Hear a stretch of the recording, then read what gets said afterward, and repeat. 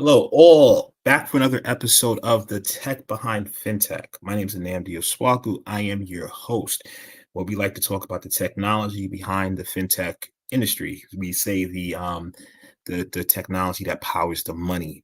But today's episode, we're going to go into some news articles that we found interesting this week, and we're just going to talk through it. Like always, if you have any comments to lend, please post your comments. That's if we're streaming live on Facebook, LinkedIn, YouTube, Twitch, and we also have a plug going in on Instagram live through another device. So they get like more of the behind the scenes footage. So if you're on Instagram, we pin the Tech Behind FinTech website. You can go there and you can see when we post some slides and different things, you can see that on the website through YouTube. Without further ado, hope everyone is doing well today. Happy Friday. Have the comment section going, and we will get into some interesting articles that we found. All right, without further ado, let's hop into it. Let me add this to the stream. Okay. So, first one, it's new digital payment platform Kasheesh that just launched in the US.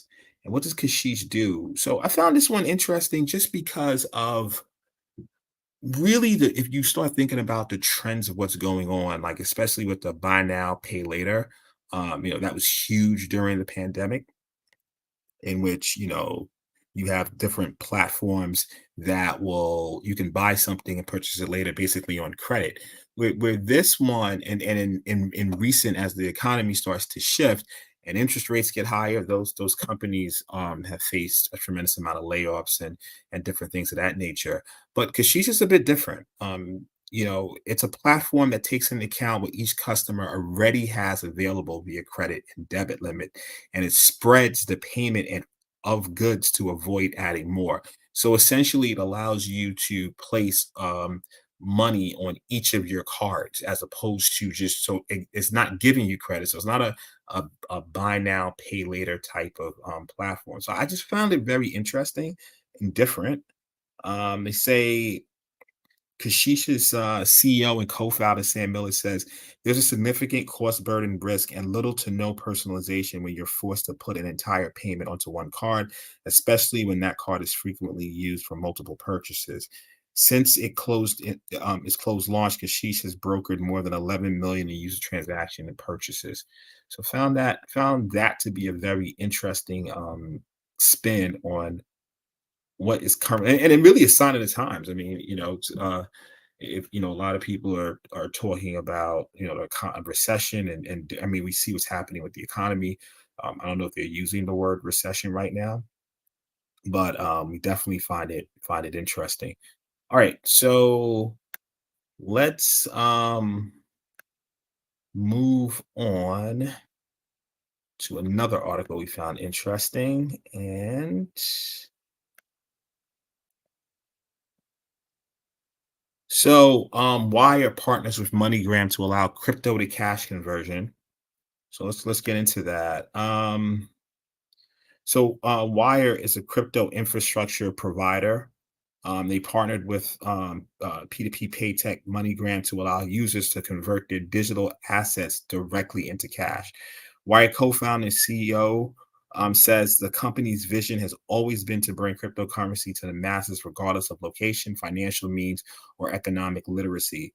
MoneyGram has expanded the service's cash out functionality globally, where permitted by law. So businesses using Wyre can now allow their users to exchange digital assets for local currency across the world.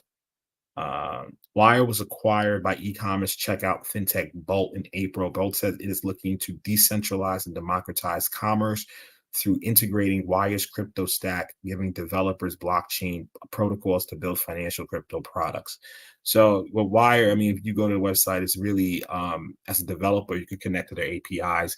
So that's what they mean by the crypto stack. They have ways that it enables you to build solutions on top of their platform.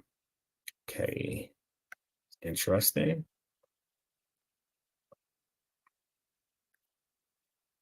Next one.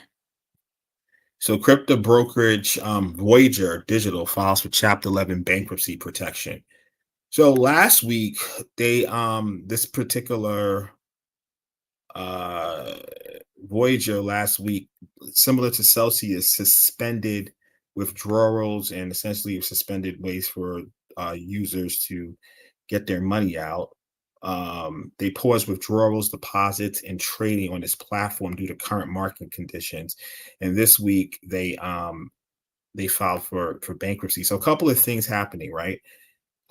They suffered a huge loss from its exposure to crypto hedge fund Three Arrows Capital, which also filed for bankruptcy. It The Three Arrows apparently owes 650 million to Voyager. Um, so yeah, they commenced with bankruptcy proceeding in the U.S. Bankruptcy Court for Southern District, New York, on Tuesday. According to the filing from the company, the filing lists assets of between 1 billion and 10 billion and liabilities in the same range. In a statement, the company said it has roughly 1.3 billion of crypto in its platform and holds more than 350 million in cash on behalf of customers at New York's Metropolitan Commercial Bank. A couple other things to note about this article. So, yeah, it's been a trend, unfortunately. So, several other companies, including Celsius, Babel Finance, and Vold, have taken similar steps in terms of um, pausing withdrawals, deposits, and trading after suspending its services. The crypto market is grappling with severe liquidity crisis as platforms struggle to meet a flood of withdrawals from customers amid a sharp fall in digital currency prices. So, I mean, the reason these platforms are basically suspending it because people can then withdraw and they will suffer a liquidity crisis. It's interesting to note that Voyager Digital was the world's first publicly traded crypto asset broker in 2019, um, following the acquisition of a listed shell company, UC Resources. So they're on the Toronto Stock Exchange. So that's what's going on. Essentially, the Three Arrows Capital, that loss mixed with market conditions is putting Voyager in a very interesting situation when they file bankruptcy protection. Let me see if I can. I'm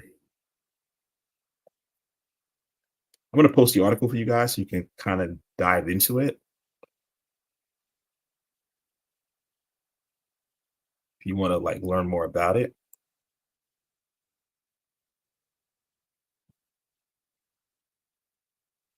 All right, so the article is being posted on the platforms that I mentioned: Facebook, LinkedIn, YouTube, and Twitch. For guys on LinkedIn, Instagram, if you want to see it, just go to the pinned site Tech Behind FinTech and click on one of those links, and you'll be able to see it. All right, let's move on. What else is happening?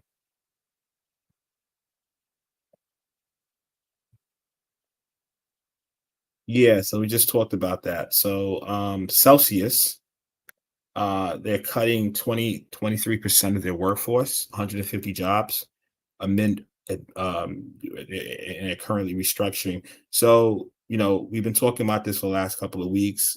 They paused on withdrawals. So if you have funds or crypto there, you cannot take your crypto out. Um, so Yeah, the layoffs comes amid uncertainty for the company as it faces possible insolvency. In June, it paused withdrawals, citing extreme market conditions, and has since hired a restructuring specialist. The company said it's exploring options to preserve and protect assets following its mid-June turmoil. So interesting stuff to note. Also, Goldman Sachs is said to be leading a 2 billion raise from investors to purchase Celsius distressed assets. Crypto exchange FTX, however, is said to have passed on the deal to purchase the lender after examining its finances. Celsius joins a growing of crypto firms letting go of its staff amid bearish market conditions. Coinbase laid off 1,100 employees in June, with exchanges, Bybit, Hubei, Banksa, and several others letting go staff in the past month. So, the Goldman side is interesting. See if that raise happens if they just acquire Celsius. I think that's what's happening behind the scenes. moving forward. Now, so obviously, when we talk about blockchain, for the last, everyone talks about the money aspect, but there's also a utility aspect. When we talk about utility, meaning actual, functions that can happen outside the crypto exchange, and found this article very interesting in which companies are bringing music licensing to the blockchain. Um, so let's see. There's one. CEO of Web3 entertainment firm Farah Company said the blockchain provides new frameworks for traditional industry. Blockchain offers an opportunity to rethink new economic models for all the entertainment, including the music industry. The web project Dequency has launched its music licensing platform after completing its beta phase. The team has created a decentralized licensing portal for music rights holders and creators and allow them to perform their licensing transactions directly. So, I mean, when you see things like that, and we say directly, right, it gets rid of a lot of middlemen and a lot of, it just makes a more straightforward process. According to the team, the project is built on the Algorand blockchain and will also provide an on-chain licensing for blockchain native content. Listen, I mean, in general, I'm just a huge fan of anything like innovation that you'll see how processes are done, whether it's like legacy and how can we make it more efficient, right? I mean, whether it's blockchain, whether it's um, leveraging things in the cloud. I mean, whatever the case may be, how can we leverage technology just to push the game forward? And I think that's what's happening right now. So last year, Justin Blau launched a music licensing platform called Royal. The platform was created to support music projects by allowing fans to invest in co-owned songs with them. So really, that's an interesting. So in January, the platform collaborated with popular rapper Nas, which I'm a fan favorite of Nas, been a fan since the 90s of Nas, allowing fans to acquire non-fungible tokens, NFTs that give them ownership rights over some of the artist's songs. This allows NFT holders to earn with Nas on songs titled Ultra Black and Rare. I think Rare, yeah, Rare is actually a good song. So it's interesting if the people took advantage of that to own a piece of that.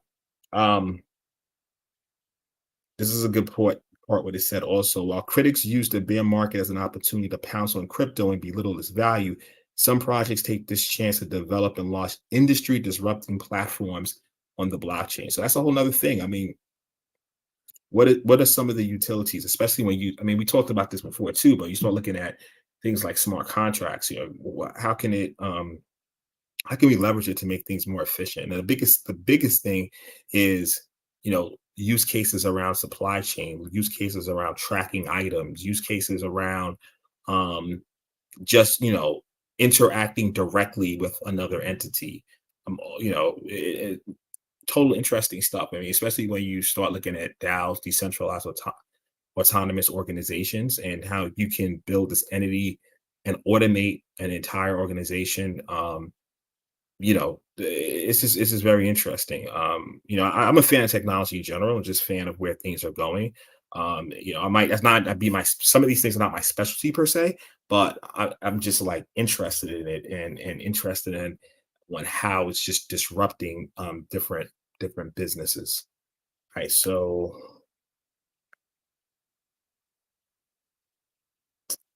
last article, let's jump into a security one. This one is a security one. So, researchers flagged a significant escalation in software supply chain attacks. So, in this one, it's around NPM. So, NPM, if you don't know, is a package manager for Node JavaScript. It puts modules in place so that the node can find them and manages dependency conflicts intelligently. Is extremely configurable to support a wide variety of use cases. Most commonly, is used to publish, discover, install, and develop node programs. So when you look at like web applications or different things that you utilize, anything leveraging JavaScript, which on the front end is massive.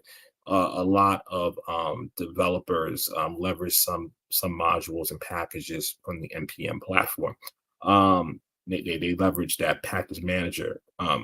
So Security researchers um, are basically they're saying that they discovered a significant escalation in software supply chain attacks after discovering more than 2 dozen malicious npm packages siphoning user data from mobile and desktop applications.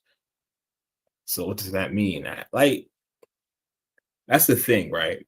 When you look at software supply chain attacks and you start looking at how things are compromised, I mean, essentially, you can have secure coding practices. So you like the actual code itself, maybe. It's interesting I say this because obviously, if the open source package has malicious code that's embedded in it, obviously, it's certain secure practices. But just on development, you can say, okay, well, I coded this secure. I haven't left any application issues. But because this package is embedded from the jump, it's the whole concept of shift left. It leaves the end result extremely vulnerable. And you really it's hard to detect that without doing some sort of software composition analysis where you intentionally look at the open source libraries that you are putting in your package, putting in your application. So you do an initial scan tool, you might not detect it, but yet when you use the application, that's how bad things can happen. So they say while the extent of this attack is yet unknown, the malicious packages we discovered are likely used by hundreds, if not thousands, of downstream mobile and desktop applications as well as websites. In one case, the malicious package has been downloaded more than 17,000 times. Um, Yet this attack marks a significant escalation in software supply chain attacks. Malicious code bundled within the NPM modules is running within an unknown number of mobile and desktop applications and pages, harvesting untold amounts of user data, noting that the attack persisted for several months before discovery. And you might ask yourself a question, why is this thing not being discovered? Um, yeah, I mean, once again, I think it only can be discovered if you actually do some software composition analysis on the code itself. So if you're the end user of this application, you're probably not going to you're not going to see it, right? So specialized tooling has to be done, and that's mainly from the developers of the application itself. So that's pretty scary stuff if you think about it, right? There are tools, I mean, especially for mobile. Well, let me take a step back, because there are tools for mobile apps that can you can scan, especially for the mobile app world, you can actually run this scan from an organizational level, because especially for certain government entities, right? You have situations where they're not going to just let their people download any app. It has to go through some sort of check process, right? And in doing those checks, you can actually see if there's some vulnerabilities within the application, both from a because it'll have some type of software composition analysis and built plugged into it. So I can't stress the importance of it, because you could be using these applications or websites and you think everything is fine, but it's taking user data because it's being controlled somewhere else. So and they call it the software. So if you look at any supply chain, right, whether you look at how cars are built, how anything is basically built, right? It's a series of steps from getting it from raw components all the way to production. And software code is similar, right? So, obviously, you're not talking about necessarily manufacturing, you're talking about development, but nothing is built from scratch these days. So you're leveraging these various components, and then you're embedding it. So you're not going to recode something that's been done thousands of times, right? Why not just get the package, import it, leverage it, then build on top of it? And that's part of the whole software supply chain. It's just that what happens when one of those components that you import has a vulnerability or an intentional malicious code. Because sometimes you can have a vulnerability in a sense that is a simple update that needs to be done. But in this case, this is intentional malicious code bundled within the npm modules, intentional. So that just ups the stakes a bit. Yeah, those are the things I want to cover today. Oh wait, we have a comment. God, Jeff. And one of my he's like you dude, you're like one of our consistent show watchers and definitely appreciate you. So let's look what you say. Shouldn't that be built in the agreement when using the app for a production environment? I don't know about built in the agreement per se, but how should I put this? Let me think through this, right? If you're doing if so obviously I'm a cybersecurity, so I'm coming in and doing an assessment. Part of the assessment will be, asking the questions around, what are your application, especially if it's like an organization that's building some app for public consumption, or not even public consumption. Sometimes you can build an app for another third party consumption, right? So you could be one of their vendors. And the question you have to ask is, what are your application security practices? That's it. Real simple. So are you, are you training it? First of all, are your developers trained on secure coding practices? Number one. Number two, right, as part of your continuous integration pipeline, are you running some sort of security scan? I mean, are you doing, I mean, the basic, the one scan is okay.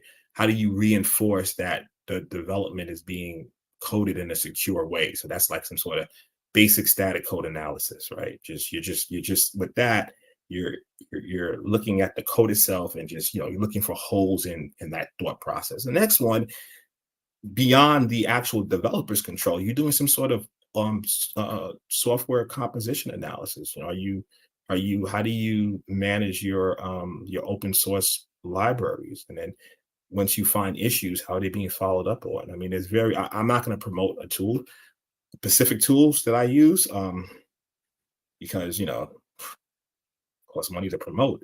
But there are tools out there that you can do this, and you can put as part of your automation process. And the problem is, some organizations just don't do it. Whether it's a funding problem, whether it's they're not dedicated. They're mainly dedicating the resources to launching and getting things live, but they're not dedicating the resources to ensuring it's secure. So it's definitely a risk. I would say it's huge risk, because if your main business function is to put out a certain product, and that determines your revenue, right? Like whatever product you're building. And if it turns out that this product is not secure, or it gets compromised, you lose user data, you lose reputational trust, and people can essentially stop, using the product or leveraging it, and that loses revenue. So I mean, you have to kind of do an analysis on that. And so, in my opinion, it's definitely worth it to run it's really a term, proactive security. I mean, it's different terms. It's like proactive security, shift left, embedding security into your product. So you're doing it early. I mean, and some of it's not even it's not necessarily a tool. It's like, let's just start doing a threat modeling exercise. And it's you know I li- I'm using the word risk based more than I'm using maturity. I think in developing your security program, it should be a certain baseline level of maturity. And I think things like adapting to some sort of compliance framework. I mean, whether you do the official compliance framework like SOC 2, uh, thing that we do, but getting a baseline and then looking at, okay, after that, where are my biggest risk? Like, what are the parts of my organization that generate value? And we're talking about applications, and that's your main function is to build this app for public consumption, and this is how your company gets revenue. That's a that's a that's a that's a that's a risky area. So you want to say, okay, what are the risks associated with that? And then, okay, how do we start showing up? Obviously, open source is you're going to be leveraging open source components. That's a huge risk. So how do you now mitigate that? How do you put certain controls around that? Um, so yeah, hope I answered your question. I know I kind of went on and on, but yeah, it's not really. And when you say built into the agreement, an agreement with who exactly? Right? If I'm building something and I'm putting it into and I'm bringing it to the world, bringing it to fruition, who exactly am I making the agreement with, right? Is it my customers? But my customers are not asking me the details if I did some sort of software composition analysis and what's the status of my security development practices and things of that nature. They just most customers don't. We if you start looking at an industry perspective, especially fintech, when they start partnering with uh, bigger organizations, like let's say a bank wants to partner with you, then the bank might say, you know, what are the controls that you have? Because you're only as strong as what's the saying? You're only as strong as your weakest link. So if you're gonna get a startup fintech partnering with a major bank, trust and believe they're going to do some sort of vendor due diligence and they have to go through. So some of the stuff I mentioned then may be performed and may be asked of, and you might want to see a report. I like this idea of the software billable of goods. Like, okay, how is your what are the different components of your software in terms of what are the open source components? So how did you build this? Like, and how do you manage that repository? Like these types of questions. I would ask, right? If I was on that side working for the bank doing the vendor due diligence, because as you can see, right, these things are being leveraged. I mean, I think we look back on the Equifax breach. It happened because of a software component. It happened from an open source. I think it was Struts. So I don't want to misquote it. I'm not obviously not googling while I'm talking to you guys, but you can Google it. It was an issue with an open source component, and this is they were the most widely known, but a lot of other companies had gotten breached through their application like this. It's not an isolated case. Um, so that's that. Good topic, good, interesting. I like these types of discussions. So that's why I try to add the security to the end, because we can definitely go and on it. Before I That's really it I wanted to discuss today. Wow, got through a whole 30 minutes. Jeff, or anyone else, do you have additional comments before we start closing off? I know there's sometimes a little bit of a delay, so I'll give it a second. What's going on this weekend? Oh, on a fun side, before we close out, I competed in a jiu-jitsu tournament last weekend. Pretty excited about that. Turned out well. I got third place, but I'm going with dudes that are like literally 20 years younger than me, and I'm in that age bracket, the 18 to 29-year-old. So it's pretty exciting stuff. So yeah, I'm thinking of doing. Well, obviously I posted that on my Instagram, but I'm thinking of doing a LinkedIn article. Okay, here we go. Jeff is posted back. I had to just add some other stuff before we. All right, cool. Listen, DevSecOps is something. I mean, shameless plug. Hell's yeah, it's needed. Um, hell's yeah, it's needed, man. I have videos on this stuff and talking about this stuff for years. I mean, it is so critical if you're building any type of application for even internal consumption, right? That is the new attack vector, right? We have a plethora of applications being built, and and no one is using. No, I mean, no one's building it from scratch. I mean, they're brilliant people. They're building some really cool stuff, but it's not. When I say from scratch, that you this is even since I was my undergrad days, right? You're gonna leverage a library. I mean, everyone. I mean, if you ever coded whatever or did any type of scripting or coding, you import libraries. We just, it just happened that over the years, a lot of open source libraries just started to be more available, and people, and you can then get your product done faster because you can leverage all these things. But some uh people figured out, like, one step is okay. It's like software. Like when we say patch your software, one of the things I'm always on my guys with patch your software. I mean, simple, like update your Mac or update your Windows or update your software that you use, right? Because there are some vulnerabilities that get discovered, and that's why updating is so important.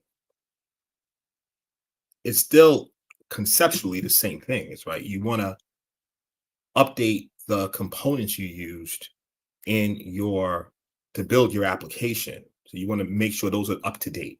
That's one aspect because new vulnerabilities get found. But in this situation, you have it's not just about updating. I mean, you definitely have to update to figure it out, but intentional malicious code being injected into these open source packages because they know it's going to be downloaded and they know that it could be exploited. So to your point, and I agree. My career is around that. Yeah, DevSecOps is hugely important. So I 100% agree with you. Thanks for that, Jeff.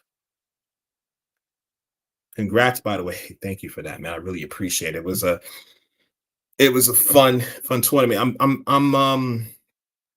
I try to keep my LinkedIn posts extremely uh cyber business focused. But if I can think of a cool, I've thought about some cool ways to tie in jujitsu, but make it spin it to its business. I'll definitely do a post on it because I think it definitely helps you career wise, just because you find yourself in constant difficult situations that you need to sort out and figure your way out of. And I think it so I figure out a cool way. Well, not figure out. If I have the time, if I get a free moment and I can creatively write something, I will post it on LinkedIn. I just wouldn't post just the tournament stuff on LinkedIn without having a spin to how it can actually help for job, business, and so forth. So if I think something creative there, you'll see a post in the next few weeks. If I don't, you won't. That's simple. I think that's it. I'm at the 12:30 mark. Wow. Kind of talk to you guys for 30 minutes straight. Interesting stuff, man. It's the reason why I say that's interesting is because I you asked me to do this like a few years ago to be like, I can't do this by myself, talk to you for 30 minutes straight with nothing. Nah. But in general, so I always find that I'm always thankful for that. Also thankful that for the people watching, the comments, Jeff, man, dude, thank you. You've been such a supporter of this show for like a while, man. I really appreciate you and everyone else who supports the show. And we look forward to some interesting discussions in the future with some interesting guests covering some interesting topics. And on that note, I will bid everyone a happy weekend. Hope you enjoy yourself this weekend. Love the summer, by the way. I'm a huge fan of summer. It's just I think in general people are happier, and the weather and the sun is just good. That vitamin D. So take care of yourselves. Have a happy Friday and a happy weekend. We are out. And that's it. Cheers.